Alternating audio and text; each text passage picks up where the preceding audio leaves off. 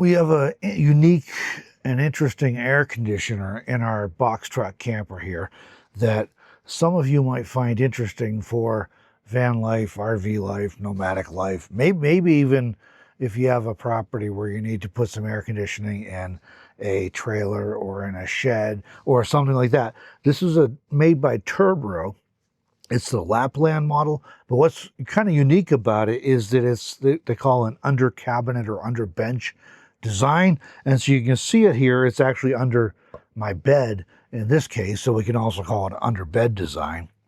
But the thing's designed to, it's pretty simple to install, but it's designed to be kind of an all-in-one unit that those vents through the floor, and it installs in what might be otherwise unused space for you under a bench or a cabinet or something. You can also put these in the storage areas underneath your Class C RV or fifth wheel or something.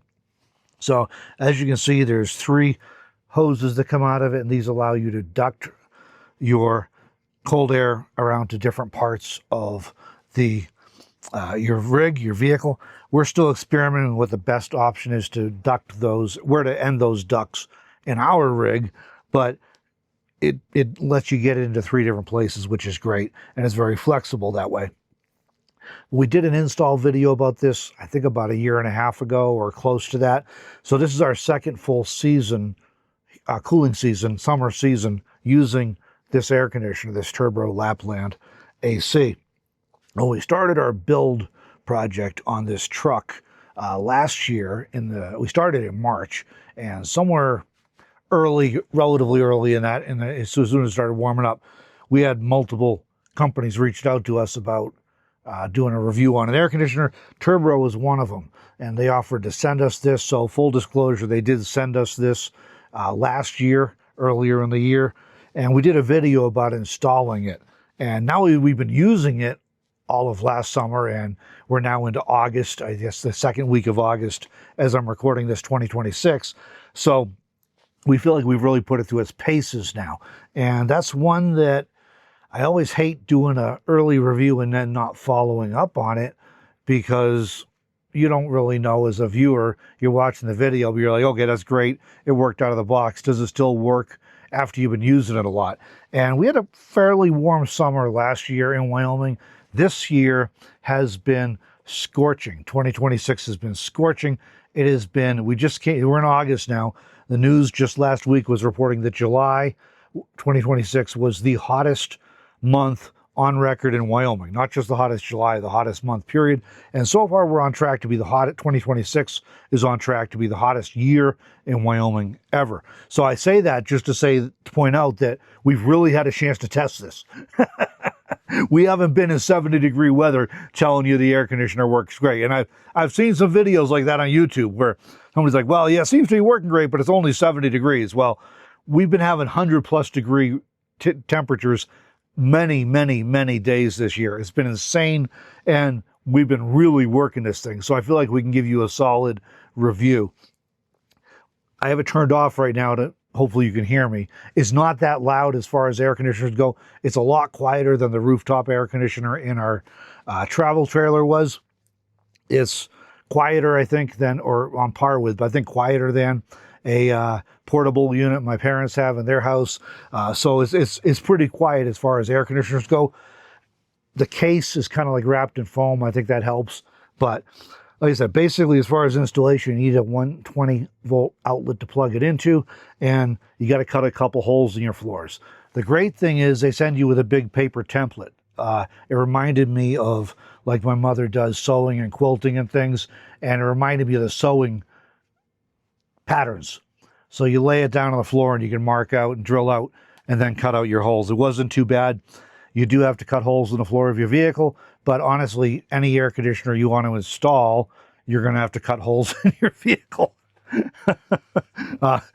Maybe not a window unit, depending on your windows, but if you want to install a through-wall window unit or anything, you're going to have to cut holes through your vehicle. So that's kind of unavoidable. But once you got the holes, you drop it in place, you screw it down, and you plug it in, and it's kind of good to go. So it works really, it's simple installation.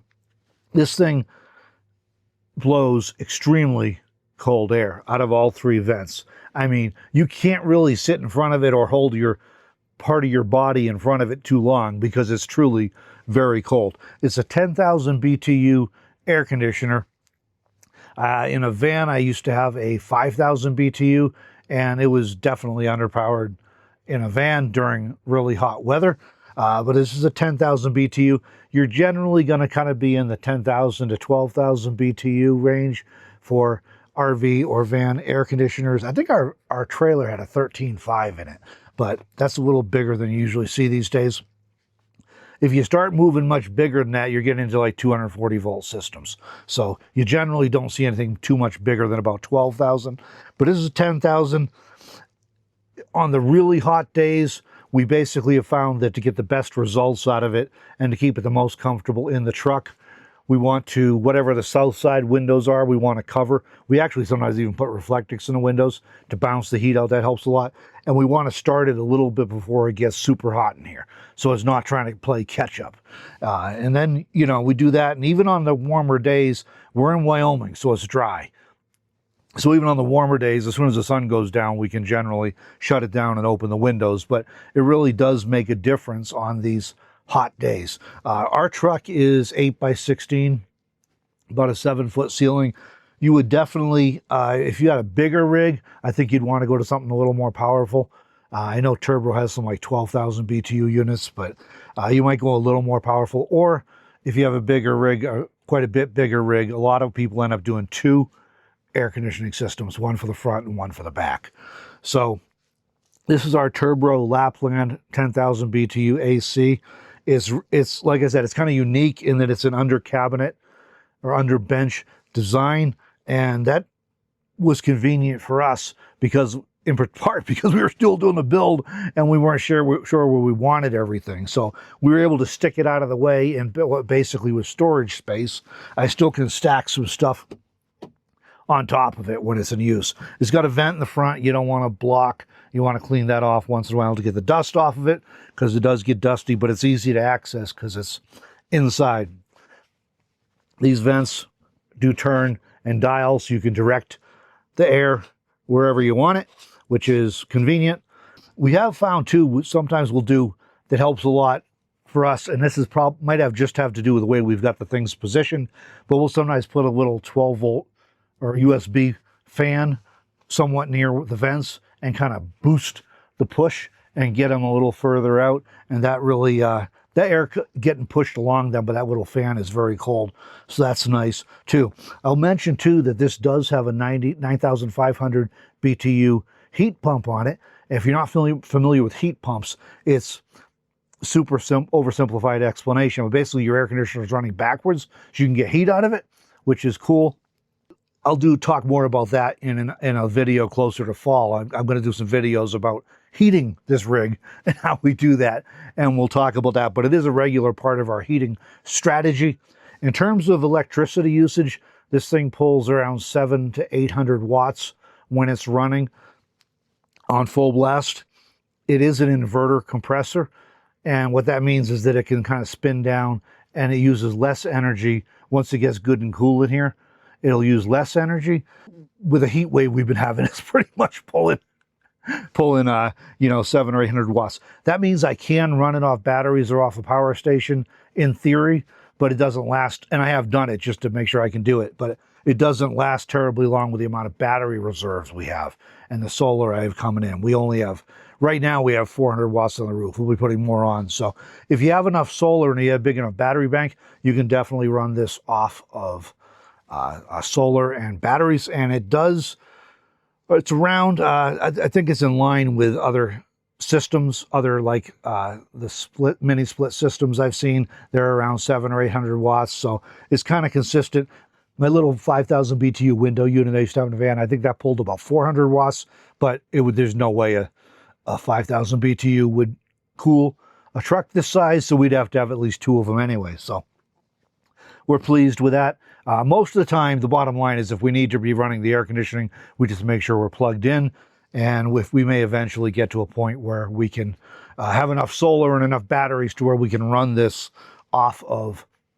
purely off of solar and stuff. But for now, that's our Turbro Lapland 10,000 BTU AC. We're at the end of approaching the end of a second summer cooling season with it. Thought it'd be a good time to do an update, and thought it might be interesting to some of you who are doing builds or looking to upgrade an existing air conditioning system in your rig or on your property or something. And it's been a solid performer. It works reliably. We do have a wall thermostat or control unit for it. It also has a remote, so technically you can adjust it without even getting up from wherever you're sitting or lying down or whatever. But Turbro, like I said, they did send us this last year to test and do a review on. They don't even know I'm doing this video. We fulfilled that obligation. So this is just my update to you all who may have seen those videos, who are looking for updates and want to know something like, hey, does it still work almost 2 years in? And it's working fantastic. We don't have any complaints about it at all. As far as your results with any air conditioner, the Turbro Lapland or anything else, is going to depend on a lot of variables like the weather where you're at. Then that's the sun intensity, the temperature, the humidity, shade, or if you're parked in sun, the insulation of your vehicle, the cubic footage of your vehicle, windows and how efficient they are. There's a whole bunch of variables that come in there, but we've basically been very happy with this unit, and it's one that we could recommend. So I'll have a link to this product. You can get it on Amazon if you're interested. They have some other units and other styles too, but we've been impressed with the quality. So that's why we're sharing this update. But we'll have a link to Amazon. It is an affiliate link. If you decide to use that link, and you purchase something, we may get a small commission from Amazon as a result. It doesn't cost you any more money, so it's a great way for you to be able to support channels that you find provide value for you. So appreciate you tuning in. Hope this was helpful. If you have questions, feel free to drop them in the comments. I'll try to answer them, or maybe if it's, a lot of people have the same question or it's too detailed of a question, I'll maybe make an updated video about it.